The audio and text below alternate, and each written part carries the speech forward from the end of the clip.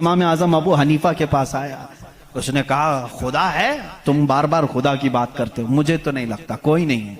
अगर है तो दिखता क्यों नहीं? बहुत सारी चीजें हैं ऐसी आपने समझाया जो दिखती नहीं लेकिन है, बहुत सारी चीजें हैं। उसने कहा ऐसी कोई चीज नहीं है जो है और दिखती नहीं।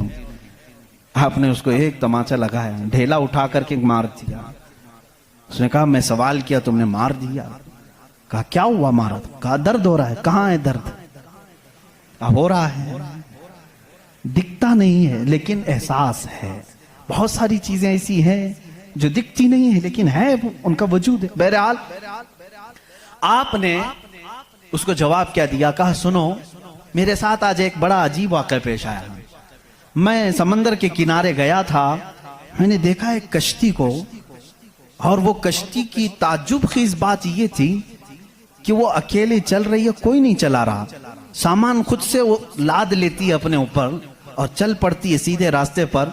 फिर थोड़ी देर के बाद साहिल पर आती है और अपना सामान खुद ही उतारती है। फिर जैसे ही वक्त होता है फिर चल पड़ती है। कोई कश्तीबान नहीं, कोई मल्लाह नहीं, कोई कैप्टन नहीं, उसके अंदर सवारी भी नहीं, खुद से सब चल रही है। ये उस दौर में इमाम आजम कह रहे हैं जब इलेक्ट्रॉनिक दौर नहीं था। आज के लोग हो सकता है यकीन कर लें इलेक्ट्रॉनिक कश्ती होगी, हो सकता है कोई उसको इलेक्ट्रॉनिक मशीन चला रही होगी। ऐसा नहीं है, उस जमाने में कोई इस चीज की इजाद नहीं थी। उसने कहा क्या पागलपन की बातें कर रहे हो, किसको बना रहे हो तुम? क्या ऐसी कोई कश्ती है जो खुद से सामान भी उतारती है और चढ़ा भी लेती है और चलने भी लग जाती है? इमाम आजम अबू हनीफा रहमतुल्लाह अलैह ने फरमाया इतना तेरा दिमाग चलता है कि कोई कश्ती समंदर पर बगैर चलाने वाले के नहीं चलती। ये पूरे दिन और रात का निज़ाम और लोगों की मौत और हयात का निज़ाम, ज़मीन से पौधों को निकालने का निज़ाम, बराबर वक्त पे मौसम के आने का निज़ाम बगैर किसी के चलाए कैसे चल सकता है? कभी इसमें ताखीर तुमने देखी? कभी तुमने ये देखा कि रात हुई ही नहीं? कभी तुमने देखा कि दिन हुआ ही नहीं? वो अपने वक्तों पर सारी चीजें चला रहा है। अजीज़ा ने गिरामी, इन तमाम चीज़ों में एक निशानी है उसके वजूद की। इसीलिए अल्लाह रब्बुल इज़्ज़त ने सूरह इखलास में यूँ फरमाया कुल हुवल्लाहु अहद, ऐ महबूब आप फरमा दे वो अल्लाह एक है। अब एक होने की निशानियां भी बहुत हैं, एक होने की निशानियां भी बहुत हैं। हम बचपन में पढ़ते थे, हमारे पास एक हमारे वालिद किताब पढ़ाते थे, उसमें एक सवाल एक बूढ़ी औरत से किसी ने किया था कि बड़ी भी तुमने अल्लाह को एक माना है? कहा हाँ बिल्कुल। वो चरखा सिलती थी, चरखा जिसमें कपड़े सिले जाते हैं। मौलवी साहब ने पूछा क्या दलील है कि कोई निजाम को चला रहा है, कोई है खुदा? उसने कहा मेरी मशीन ये सबसे बड़ी दलील है मेरे लिए। कहा कैसे? कहा ये जो चक्कर काटती है मशीन, जब तक मैं पांव हिलाती नहीं ये चरखा चलता नहीं। ये निजाम शमसी पूरा बगैर किसी के चलाए कैसे नहीं चलता? कहा अच्छा ठीक है, बड़ी अक्लमंद औरत है, मशीन को ही अल्लाह की निशानी समझ लिया तूने। उस औरत से उन्होंने दूसरा सवाल किया, अच्छा चलो ठीक है कोई तो है चलाने वाला, ये क्यों कहती हो कि वो एक ही है? कहा चलो ठीक है, उसकी भी निशानी मेरी ही मशीन है, उसकी निशानी भी मेरी ये मशीन है। कहा कैसे? कहा चलो मैं इधर से चलाती हूँ तू उधर से चला, बैठ जा मेरे सामने, मैं इधर से चलाती हूँ तू उधर से चला, फिर देखते हैं कपड़े की हालत क्या होती है। कपड़ा जो है हो सकता है लेडीज की बजाय जेंट्स का हो जाए, जेंट्स की बजाय लेडीज का हो जाए, कुछ का कुछ बन जाए। क्यों? उन्होंने कहा बात तो सही है। उस बूढ़ी औरत ने कहा मैंने अपने चरखे से ही ये दीन सीखा कि अगर कायनात में एक के बजाय दूसरा होता तो झगड़े हो जाते। एक खुदा कहता मैं बारिश बरसाऊंगा, दूसरा कहता नहीं नहीं मैं धूप डालूंगा, तीसरा कहता नहीं मैं ठंडी लाऊंगा। इनके झगड़ों में फिर कायनात का निजाम दरहम बरहम हो जाता। लेकिन निजाम बराबर बराबर चल रहा है, इसकी इस बात की दलालत है कि चलाने वाले दो नहीं एक ही है, तो नहीं है एक ही है। अगर दो होते, उसी को अल्लाह ने कुरान में फरमाया लौ कान फीहिमा आलिहतुन इल्लल्लाहु लफसदता, अगर जमीन और आसमान में दो खुदा होते अल्लाह के अलावा, रब फरमा रहा है जरूर इसमें फसाद हो जाता, जरूर फसाद हो जाता। इसलिए कि एक जो अकल से हमारे दरमियान हमने देखा है जो चला सकता है वो दो लोग नहीं चलाते हैं। दो लोगों की जहनियत अलग हो जाती। अब इसको फलसफे में आएंगे, जिसको फिलॉसफी कहते हैं, यह भी एक इल्म है। फलसफी लोगों के दिमाग के एतबार से भी हमने इसको साबित किया। अगर दो हैं, पहली बात आपके दिमाग में यह होना चाहिए कि खुदा वो है जो किसी का मोहताज नहीं। इतनी बात तस्लीम करते हो? जो किसी का मोहताज नहीं। जब ये फार्मूला तुम्हारे दिमाग में है तो आप दो को लेकर के आओ। दो को लाओगे तो दोनों का दिमाग एक साथ नहीं चलेगा, या तो फिर मशवरे से चलेंगे। मशवरा करेगा तो एक दूसरे का मोहताज होगा, और जो मोहताज होगा वो खुदा नहीं होगा। मिसाल के तौर पर दोनों बैठे हैं, चलो आज मीटिंग करते हैं, कल बारिश करेंगे। तो जाहिर सी बात है, एक ने दूसरे को पूछा तो पहला वाला दूसरे का मोहताज हुआ कि नहीं? अब खुदा के बारे में हमारा तस्वूर यह है, वो अपने कामों में किसी की शिराकत नहीं चाहता, कोई शरीक नहीं है उसका। अब अगर शरीक हो गया तो उसकी फजीलत कहां है? एक होने में जो फजीलत है वो दो में है नहीं। एक होने में जो फजीलत है वो दो में है नहीं। इसीलिए हम लाखों करोड़ों के सामने सर झुकाने वालों से कहते हैं, मान लो एक ही को तस्लीम करो। इसलिए कि जितने अदियान हैं दुनिया में, तकरीबन सबके यहाँ एक तस्वूर है खुदा का तस्वूर। सब एथिज्म को छोड़ करके मैं बाकी सब की बात करूं, हिंदुओं के नजरियात में भी खुदा का तस्वूर है, कोई तो है, एक भगवान के कुछ भी नाम ले। ईसाइयों के मजहब में यही हमारे रब्बे जुल जलाल का तस्वूर है, खुदा का, वो भी यकीन करते हैं। यहूदी भी खुदा को मानते हैं, सिखों के यहाँ भी है। तकरीबन दुनिया में जो भी रिलीजियस है, किसी मजहब को मानता है, उन सब मजहबों में खुदा का तस्वूर है। लेकिन अब ये झगड़ा है कि मानने में कौन खुदा है कौन नहीं है। यहां तक तो सब मुत्तफिक हैं, है कोई तो है, लेकिन यहां आकर के चूक जाते हैं कि किसको मानना चाहिए किसको नहीं। इसलिए मेरे अजीजों, इस्लाम ने वो निशानियां रब्बे जुल जलाल के वाहिद होने की और उसके ताकतवर होने की रखी हैं, जिसको आज तक दुनिया इनकार नहीं कर सकी, और कुरान के इस मौजज़े को आज तक कोई चैलेंज नहीं कर सका। मैं साइंसदानों से भी कहता हूं, आपको एक बात ये भी मैं बता दूं, अभी 18वीं सदी की बात है। 18वीं सदी में अमेरिका का सफर करने वाले एक साइंसदान ने एक नई चीज का इंकशाफ किया। अटलांटिक ओशियन में या समंदर के एक हिस्से में एक ऐसी जगह है जो बिल्कुल ही डार्क है, डार्क स्पेस उसको कहते हैं, यानी वहां रोशनी बिल्कुल नहीं, सूरज की एक किरण भी वहां नहीं आती, इतना वहां पर, इतनी वहां तारीकी है। ये कब? 18वीं सदी में, यानी आज से 200 साल पहले की बात है। उसने इंकशाफ किया, दुनिया को बताया, मैंने एक ऐसी जगह देखी, बहुत ही डार्क है, बहुत अंधेरा है।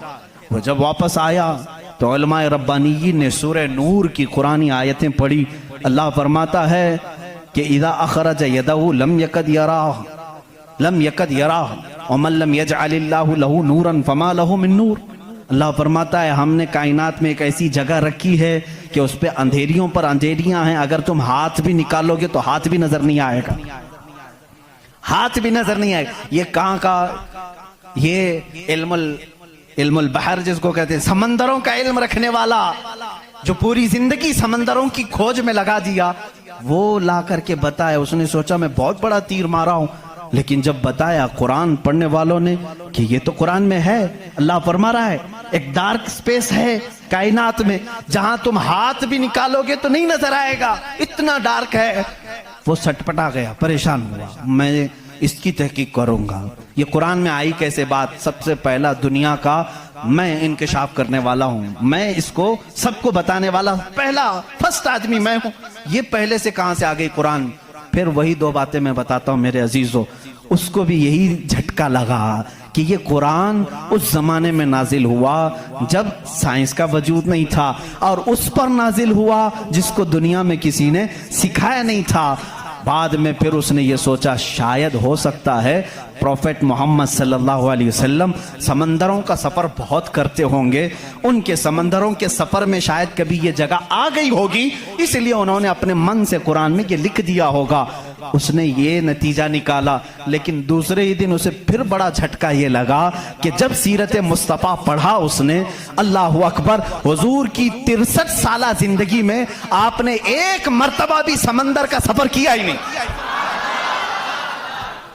ये बहुत बड़ा झटका लगा कि वो मोहम्मद सल्लल्लाहु अलैहि वसल्लम कभी पूरी जिंदगी में समंदर का सफर किए ही नहीं। मेरे अजीजों, इस बात में गलत फहमी में ना आना कि वह समंदरों को नहीं जानते थे। वो मेराज का सफर करने वाला रसूल समंदरों को जरूर जानता है, लेकिन ये हिकमत इलाही थी कि कभी समंदर के सफर करने का इत्तेफाक नहीं हुआ। अब उसे झटके भर झटका ये लगा, जो कभी समंदर को गया ही नहीं, वो अगर अटलांटिक ओशियन में मौजूद डार्क स्पेस को बताता है तो जरूर वो अपने पेट से नहीं बता रहा है, वही उसको बताया होगा जिसने डार्क स्पेस बनाया है। यही अल्लाह रब्बुल इज्जत के वहदानियत की निशानियां हैं, उसके वजूद की निशानियां हैं। कुरान पढ़ो, इसमें बहुत सारी चीजें जिन्होंने ये इंकिशाफ किया कि कुछ समंदरों में ऐसे अल्लाह रब्बुल इज्जत ने बनाया है, वो भी आपको मिल जाएंगे। दो समंदर मिलते हैं और दोनों का रंग अलग है, एक समंदर नीला है, एक समंदर पीला है, दोनों का टेस्ट भी अलग है, इधर का मीठा इधर का खारा नमकीन है, लेकिन वो बहुत दूर तक मिलते हुए जाते हैं। लेकिन इसका पानी उसमें नहीं आता, उसका पानी इसमें नहीं आता। क्यों नहीं आता? अल्लाह फरमाता मरजल बहरैनी यल्तक़ियान, मरजल बहरैनी यल्तक़ियान बैनहुमा बरज़ख़ुन ला यबग़ियान फ़बिअय्यि आलाइ रब्बिकुमा तुकज़्ज़िबान। उस रब्बे ज़ुल जलाल ने फरमाया, हमने दो समंदरों को बहाया है। देखने वालों को ऐसा लगता है कि ये मिल गए हैं, लेकिन हमने उसमें न दिखने वाली एक ऐसी दीवार बनाई है कि इसका पानी उसमें नहीं मिलता, उसका पानी इसमें नहीं मिलता। ये भी कौन से रसूल की जुबान से अल्लाह ताला बता रहा है लोगों को, जो रसूल कभी समंदर का सफर किया ही नहीं। उस रसूल की जुबान से अल्लाह ने दो समंदरों के मिलने की बात की। साइंसदानों, अब तो तुम्हें मानना ही चाहिए कि कुरान रसूल का अपना बयान किया हुआ कलाम नहीं है, उसी का ये कलाम है जिसने समंदरों को इस तरह पैदा किया है। कायनात में बहुत सारी चीजें हैं मेरे अजीजों। कुरान अल्लाह रब्बुल इज्जत का ये कलाम इतनी ही नहीं, ये तो बड़ी बड़ी निशानियां मैंने कहा। अगर इसकी मारिफत, इसकी खोज में लग जाओगे तो जिंदगी तमाम हो जाएगी।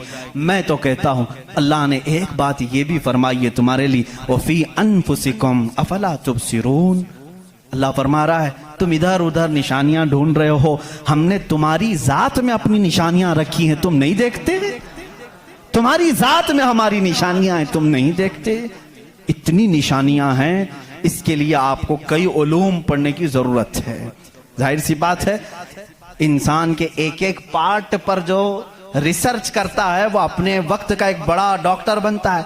खाली सिर्फ दिल पर जिसने रिसर्च किया वो कार्डियोलॉजी है, जो सिर्फ किडनी पर रिसर्च किया वो नेफ्रोलॉजी है, और जो सिर्फ रगों को देखा है वो न्यूरोलॉजी है। पार्ट पार्ट पर इन्होंने पूरी जिंदगियां खत्म की। पूरे इंसान को पढ़ा किसने? आज कौन पढ़ा है? इसीलिए इमाम आजम अबू हनीफा रहमतुल्लाह अलैह ने फरमाया, मन आरफा नफ्सहू फक़द आरफा रब्बह। जिसने सिर्फ अपनी जात को पहचान लिया वो अपने रब को पहचान लेगा। तुम्हारे जिस्म में जिस तरह की चीजें अल्लाह ने बनाई, डॉक्टर से जाकर के पूछो कि हमारे जिस्म के अंदर का जो निजाम है, एक बार जो नस कट गई, 1000 डॉक्टर मिलकर के वो नस नहीं कायम कर पाते। ये रगों का सिलसिला ऐसा है। और फरमाया गया, बल्कि तहकीकात बताती हैं, हमारे जिस्म के अंदर मौजूद ये नसों को, रगों को निकाल करके अगर बिछा दिया जाए, कई 1000 किलोमीटर लंबी हो जाएंगी, कई 1000 किलोमीटर लंबी हो जाएंगी। ये नसों का इतना लंबा सफर हो जाएगा। इतना सारा मवाद अल्लाह ने तुम्हारे जिस्म में रखा। और रब ताला ये फरमाता है, मफाही में आयात में बयान कर रहा हूं, कभी आपने सोचा हमने जुबान से जो जो चीजें खाई, अल्लाहु अकबर। मैं एक बड़े मुहक्किक के हवाले से कहता हूं, रोटी को उन्होंने कहा तुम्हारी रोटी, तुम्हारे खाने अल्लाह की निशानियां है। मैंने पूछा रोटी भी निशानी है अल्लाह की? कहा हाँ। तुम एक रोटी को कहां कहां से हासिल करते हो? अनाज खेत से लिया, फसल जब आई उसको कुटाया, पिसाया, आटा बनाया, फिर घर में लाया, गूंदने के लिए दिया, आटा गूंधा गया, रोटियां बेली गई, तवे पर रखी गई, बन गई। कितनी मंजिलों से गुजरी, खेत से आई, पिसाई में गई, गुंधाई में गई, पकाई में गई, अब उसके बाद रेडी होकर तुम्हारे बर्तन में आई। इसके बाद तुमने क्या किया? अब तक सब तुम्हारा इख्तियार चल रहा है। तुम अपनी मर्जी से कर रहे हो। गेहूं का लाना है, जौ का लाना है, जवार का लाना है, किसका लाना है, तुम्हारी मर्जी।